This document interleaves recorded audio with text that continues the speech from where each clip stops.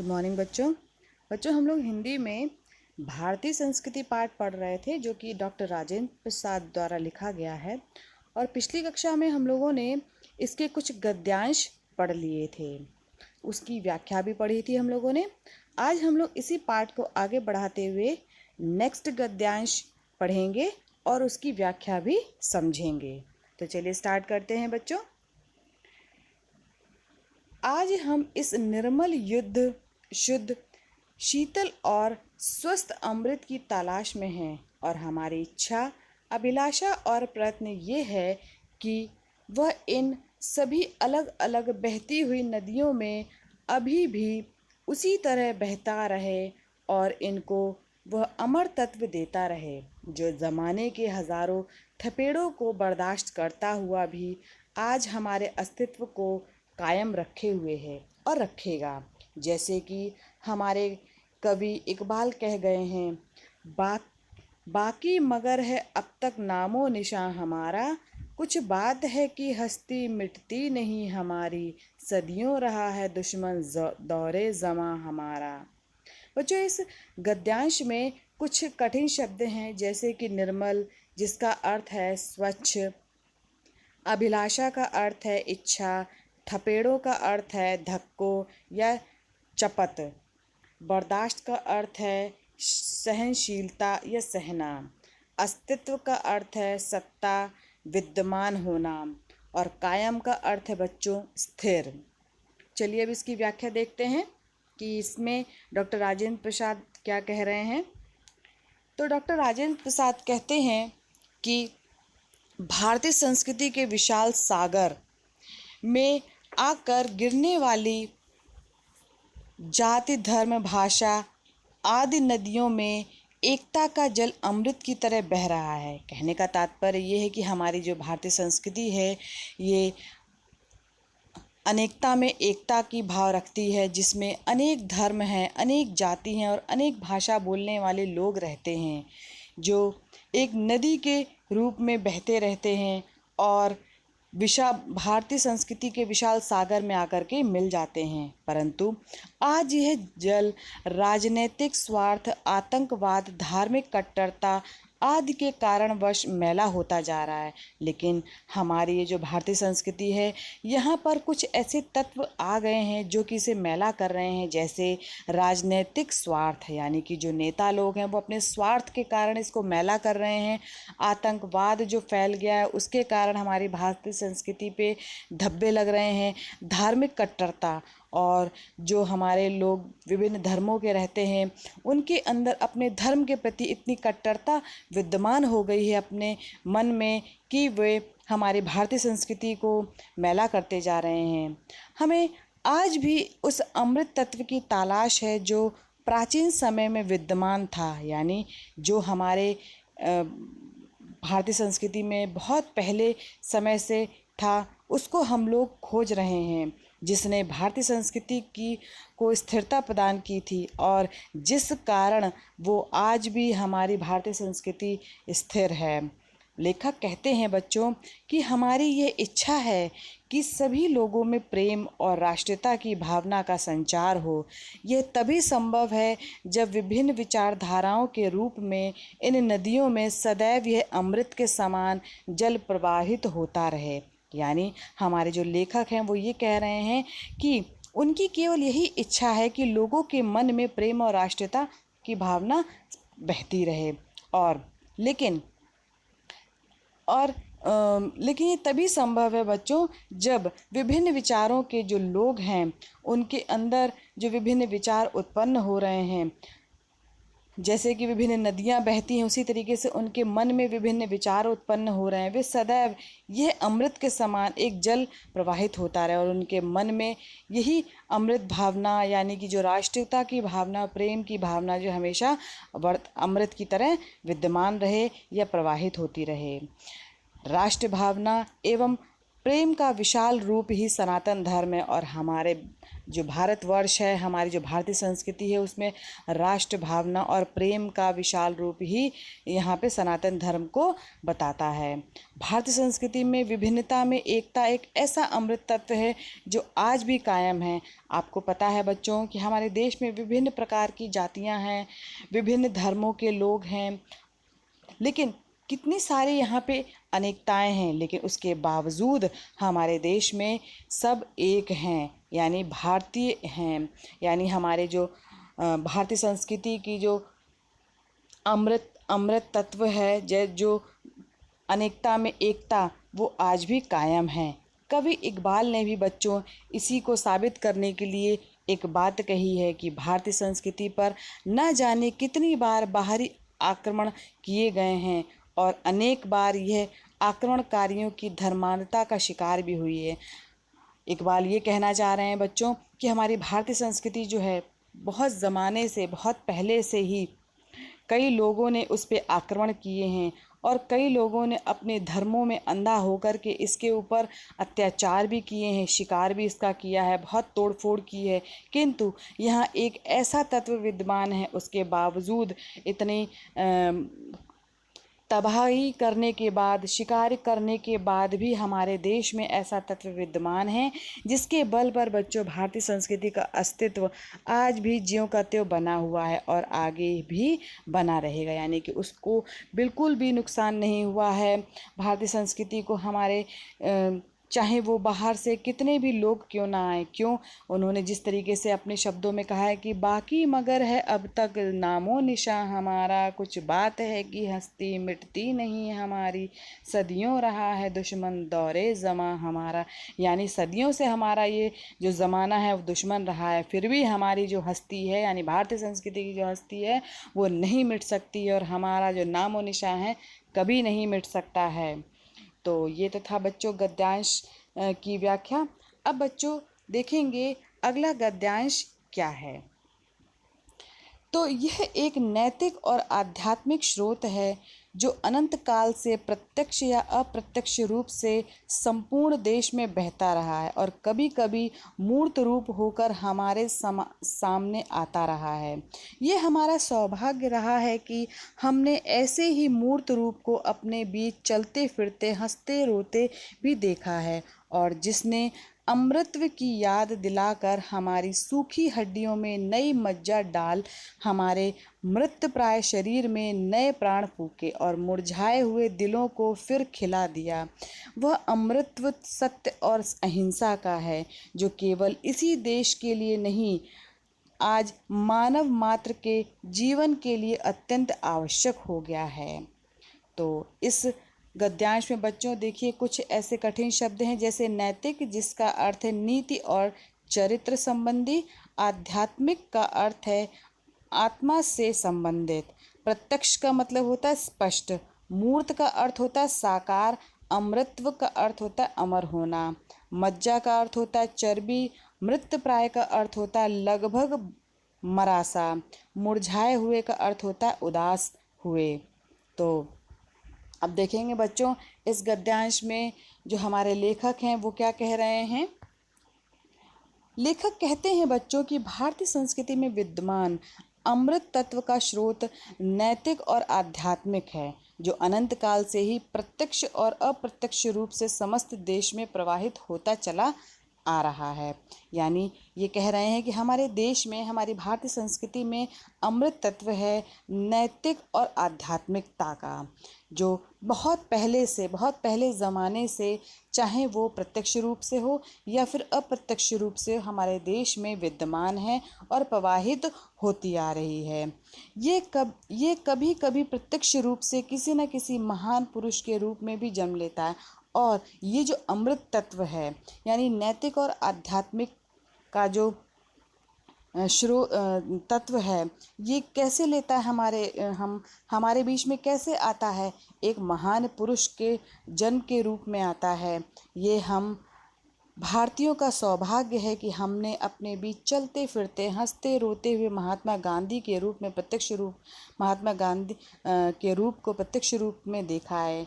ये आगे कह रहे हैं लेखक कि हम बहुत भाग्यशाली हैं, क्योंकि हमारे बीच में महात्मा गांधी जैसे महान पुरुष ने जन्म लिया है, जो हमारे बीच में चलते फिरते रहे हैं, हंसते गाते रहे हैं और भारतीय संस्कृति को एक नई राह दिखाई है।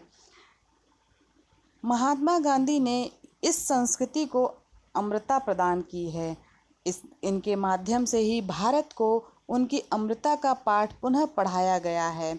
यानी जो हमारे महात्मा गांधी थे, उन्होंने अपनी सत्य और अहिंसा को कभी नहीं हटने दिया और उसी को ही इन्होंने अपनी ढाल बनाई है और उसी के माध्यम से बच्चों उन्होंने अमृता का पाठ पूरे देश को पढ़ाया है। इन्हीं के मूर्त रूप में परतंत्रता के परिणाम स्वरूप निराशा से मुरझाए हुए मन में आशा रूपी ऊर्जा का संचार किया है। और जब हमारा देश परतंत्र था, यानी कि गुलाम था अंग्रेज़ों का, उस समय हमारे जो महात्मा गांधी थे, उन्होंने हम जो लोग क्या कहते दुखी थे, मुरझाया हुआ था उनका मन, यानी उनके मन में एकदम वो थक चुके थे। फिर जो महात्मा गांधी थे, उन्होंने उनके मन में एक आशा रूपी ऊर्जा का संचार किया है, यानी उन्हें हिम्मत बंधाई है, उन्हें सत्य और अहिंसा का पाठ बताया, नैतिक और आध्यात्मिकता का पाठ बताया है।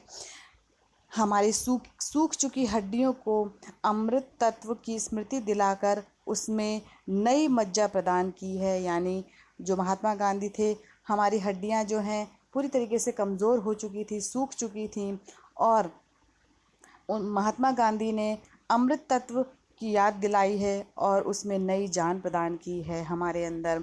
सत्य और अहिंसा के तत्व ने भारत को नवजीवन और ताजगी प्रदान की है और महात्मा गांधी ने सत्य और अहिंसा का पाठ पढ़ा करके हमारे भारत को एक नया जीवन दिया है। यह अमृत तत्व कभी मिटाया नहीं जा सकता है और यही जो अमृत, सत्य और अहिंसा का जो अमृत है, ये कभी भी नहीं मिट सकता है। इसकी आवश्यकता समस्त मानव जीवन को अनुभव हो रही है और आज के समय में जो पूरी मानव जाति है, उसको इसके महत्व का पता चल रहा है। और क्योंकि इस अमृत तत्व से मानव जीवन का विकास और मानवता की रक्षा हो सकती है और ये जो अमृत तत्व है, सत्य और अहिंसा, इसी के सहारे पूरा जो मानव जीवन है उसका विकास हो सकता है, मानवता की रक्षा हो सकती है। तो बच्चों, ये तो था गद्यांश की व्याख्या। अब देखेंगे अगला गद्यांश क्या है बच्चों। तो अगला गद्यांश है, हम इस देश में प्रजातंत्र की स्थापना कर चुके हैं, जिसका अर्थ है व्यक्ति की पूर्ण स्वतंत्रता, जिसमें वह अपना पूरा विकास कर सके और साथ ही सामूहिक और सामाजिक एकता का भी। व्यक्ति और समाज के बीच में विरोध का आभास होता है। व्यक्ति अपनी उन्नति और विकास चाहता है और यदि एक की उन्नति और विकास दूसरे की उन्नति और विकास में बाधक हो तो संघर्ष पैदा होता है और यह संघर्ष तभी दूर हो सकता है जब उसके विकास के पथ अहिंसा के हों। हमारी सारी संस्कृति का मूलाधार इसी अहिंसा तत्व पर स्थापित हो रहा है। जहाँ जहाँ हमारे नैतिक सिद्धांतों का वर्णन आया है, अहिंसा को ही उसमें मुख्य स्थान दिया गया है। तो बच्चों, इस गद्यांश में देखिए एक कठिन शब्द है जिसका अर्थ है आभास। जो कठिन शब्द है आभास है, जिसका अर्थ है प्रतीत। अब देखेंगे इस गद्यांश में क्या लेखक कह रहे हैं। तो लेखक कहते हैं कि आज हमारे देश भारत में प्रजातंत्र स्थापित हो चुका है। यानी हमारा देश जो है गुलामी की आज़ादी से गुलामी की बेड़ियों से आज़ाद हो चुका है, स्वतंत्र हो चुका है और यहाँ पे प्रजातंत्र स्थापित हो चुका है। यानी कि जो राज्य है वो जनता के हाथ में आ चुका है। प्रजातंत्र का अर्थ है बच्चों व्यक्ति की पूर्ण स्वतंत्रता, जिसमें वह अपना पूर्ण रूप से विकास कर सके, साथ ही सामूहिक और सामाजिक एकता का भी विकास कर सके। तो प्रजातंत्र का क्या अर्थ है बच्चों। अगर 1 नंबर का प्रश्न आता है तो आप लिखोगे कि व्यक्ति की पूर्ण स्वतंत्रता, जिसमें वह अपना पूर्ण रूप से विकास कर सके, साथ ही सामूहिक और सामाजिक एकता का भी विकास कर सके। लेखक बच्चों आगे कह रहे हैं कि हमें स्वतंत्रता प्राप्ति के बाद अपनी स्वतंत्रता का दुरुपयोग नहीं करना चाहिए। और वो कह रहे हैं कि भले हम स्वतंत्र हो गए हैं, हम जनता को यहाँ पे स्वतंत्रता मिल गई है, लेकिन इसका हमें दुरुपयोग नहीं करना चाहिए। हम भले ही किसी भी कार्य करने के लिए पूर्ण रूप से स्वतंत्र हैं, परंतु हमारा ये नैतिक कर्तव्य है कि हम अपने कार्य को उस रूप में संपन्न करें जिससे अन्य किसी को उस कार्य से समस्या ना हो। और लेखक ये भी कहते हैं कि भले ही हम स्वतंत्र हो गए हों, लेकिन हम जो भी कार्य करें उस कार्य से दूसरे के कार्य में किसी भी प्रकार की बाधा उत्पन्न ना हो, किसी को समस्या ना हो। यदि हम ऐसा सोचकर कार्य करते हैं तो हमारी सामाजिक एकता सदैव बनी रहती है।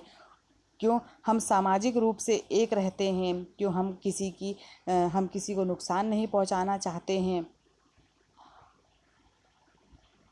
और सभी को उन्नति करने के एक समान अवसर प्राप्त होते हैं और सभी एक साथ उन्नत करते हैं। ये हमारा नैतिक कर्तव्य भी है कि हमें कोई भी ऐसा कार्य नहीं करना चाहिए जिससे किसी दूसरे को असुविधा हो, यानी कि दूसरे को कोई भी परेशानी हो। यदि हम ऐसा करेंगे तो संघर्ष की स्थिति पैदा नहीं होगी, क्योंकि जब एक के स्वार्थ अन्य के स्वार्थ में बाधा या रुकावट उत्पन्न करते हैं तब संघर्ष उत्पन्न होता है। और जब हम दूसरे की खुशियों के बारे में सोचेंगे, दूसरे की जो उन्नति है उसमें बाधक नहीं बनेंगे और अपने जो हम काम कर रहे हैं या कर्तव्य कर रहे हैं उसके कारण दूसरे को नुकसान नहीं पहुंचेगा, तो उससे क्या होगा बच्चों? संघर्ष नहीं होगा। लेकिन अगर ऐसा होता है तो संघर्ष की स्थिति उत्पन्न होती है। इस संघर्ष को दूर करने का उपाय है बच्चों अहिंसा भाव का अनुसरण करना, यानी कि हमें अहिंसा को ही अपनाना पड़ेगा। और हमारी संस्कृति का मूल आधार यही अहिंसा भाव है। हमारी संस्कृति का मूल आधार क्या है बच्चों? अहिंसा है, जिस पर यह टिकी हुई है। जब भी मानवीय मूल्यों की बात की जाती है तब अहिंसा को मुख्य स्थान दिया जाता है। क्या दिया जाता है? जब भी हम अपनी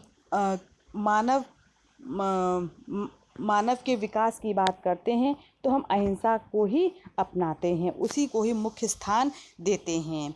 अहिंसा का मार्ग अपनाकर ही हम अपनी उन्नति और विकास के मार्ग को प्रशस्त कर सकते हैं, यानी कि जब हम अहिंसा के पथ पे चलेंगे तो हम अपनी उन्नति कर सकते हैं, अपने विकास के मार्ग को आगे बढ़ा सकते हैं।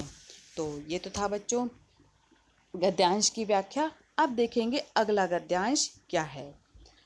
तो हमारी सारी संस्कृति का मूलाधार इसी अहिंसा तत्व पर स्थापित रहा है। जहाँ जहाँ हमारे नैतिक सिद्धांतों का वर्णन आया है अहिंसा को ही उनमें मुख्य स्थान दिया गया है।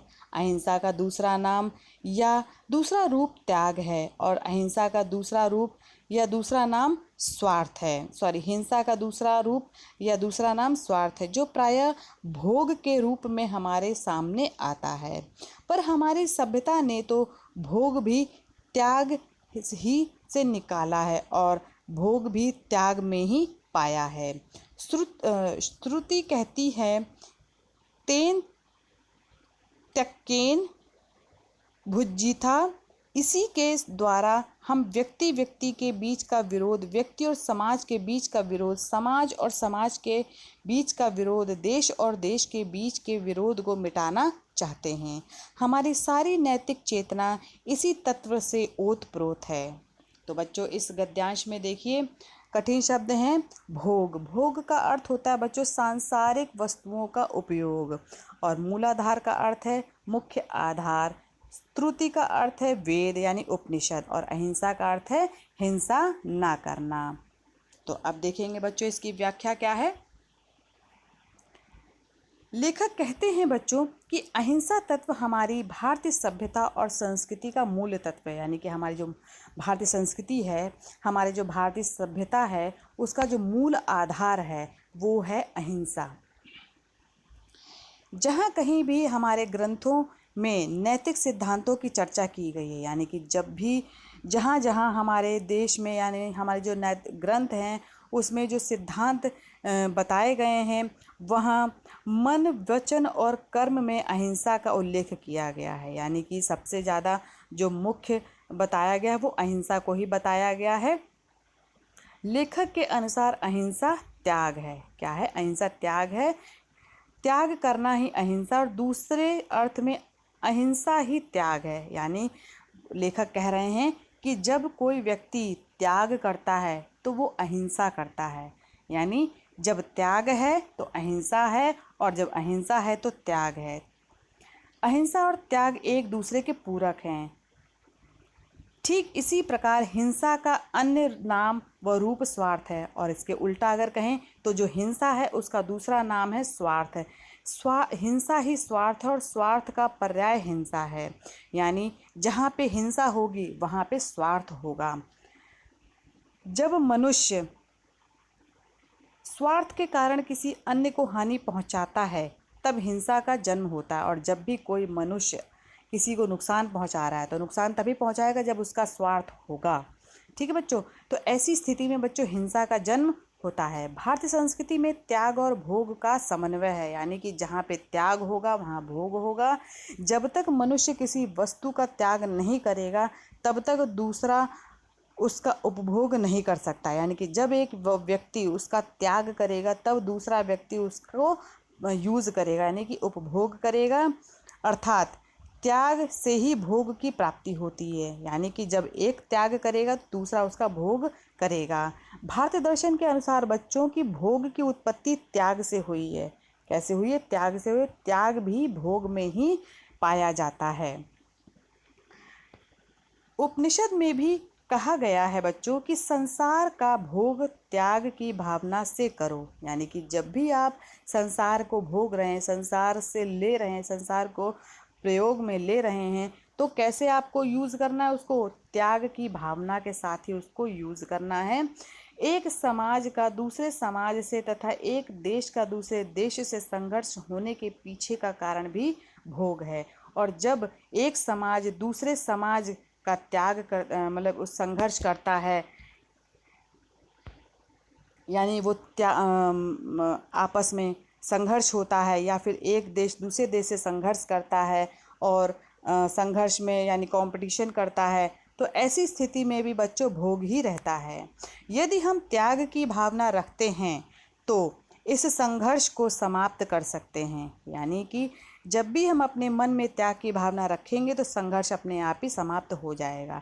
इसका आशय ये है बच्चों कि यदि हमें समाज से सभी विरोध और संघर्षों का समापन करना है तो हमें अपनी भावनाओं में नैतिक चेतना को इसी तत्व से संपन्न करना होगा। यानी कि हमें अपने मन में नैतिक भावनाओं का विकास करना पड़ेगा, अहिंसा का विकास करना पड़ेगा, त्याग की भावना का विकास करना पड़ेगा। तो ये तो था बच्चों गद्यांश की व्याख्या। सभी बच्चे अब तक के पढ़ाए हुए गद्यांशों की व्याख्या अपने कॉपी में लिख करके ग्रुप में सेंड करेंगे। धन्यवाद बच्चों आज की कक्षा के लिए।